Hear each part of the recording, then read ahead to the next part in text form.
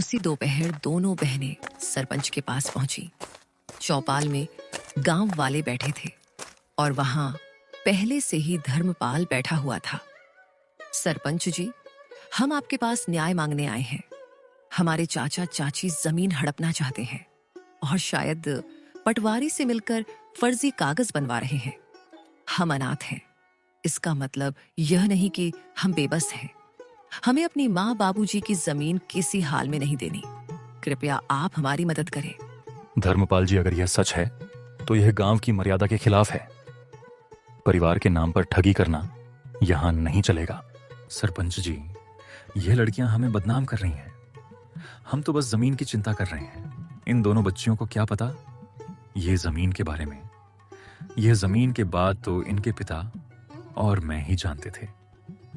मेरा भाई तो अब इस दुनिया में नहीं रहा, इसीलिए अब मुझे ही तो सब कुछ देखना पड़ेगा। गांव वालों में फुसफुसाहट होने लगी। हमने इन बच्चियों को बचपन से देखा है, यह झूठ नहीं बोल सकती। धर्मपाल के मुंह में राम बगल में छुरी।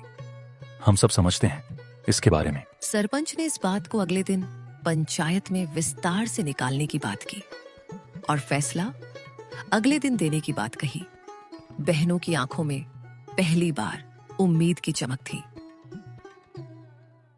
रात को झोपड़ी में दोनों बहनें आपस में बात करती हुई, दीदी क्या कल हमारा साथ देंगे गांव वाले? देखते हैं क्या होता है।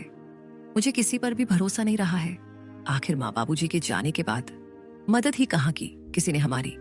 हमें बस भगवान पर भरोसा रखनी होगी। माँ बाबूजी तो नहीं है, पर उनका आशीर्वाद जरूर है हमारे साथ। आप देखना दीदी, हमारे साथ कुछ बुरा नहीं होगा। रात गहरी हो चली थी। दूर कहीं उल्लू की आवाज गूंजी और हवा में कुछ सिसकियां थीं, और उन सिसकियों में मीरा की भी सिसकियां शामिल थीं। दोनों बहनों को चिंता की वजह से नींद भी नहीं आ रही थी। दीदी, विश्वास ही नहीं होता है ना कि हम अब अकेले हैं। कभी कभी तो ऐसा लगता है कि बाबूजी अचानक आएंगे और मुझे गले लगा लेंगे। हाँ मीरा, मुझे भी उनकी कमी खटकती है, लेकिन तू चिंता मत कर, मैं हूं ना। जब तक मैं जिंदा हूं तुझे किसी चीज की कमी नहीं होने दूंगी। लेकिन दीदी, जब माँ बाबूजी गए तब सबने कहा था हम हैं तुम्हारे साथ। फिर धीरे धीरे सब दूर होते गए। चाचा चाची तो जैसे बस हमारे हिस्से की जमीन के लिए ही हमारे करीब थे। ज्योति की आंखों में आंसू थे, लेकिन उसने उन्हें छुपाया। उसे अपनी बहन के सामने कमजोर नहीं पड़ना था। मीरा, रिश्ते अब खून से नहीं धन दौलत से बनते हैं, लेकिन हम भी अब चुप नहीं रहेंगे। अगर हमें अपने अधिकार के लिए लड़ना पड़े तो लड़ेंगे।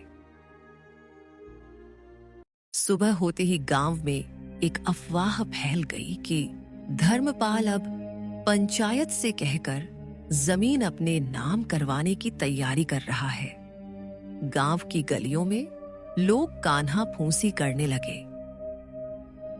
अरे सुन सुग्गो, धर्मपाल ने तो कमाल कर दिया। अपने ही भाई की बेटियों को बेघर करना चाहता है। हाँ काका, कैसा रिश्तेदार है। अपने ही भतीजों को बेघर करने में तुला हुआ है।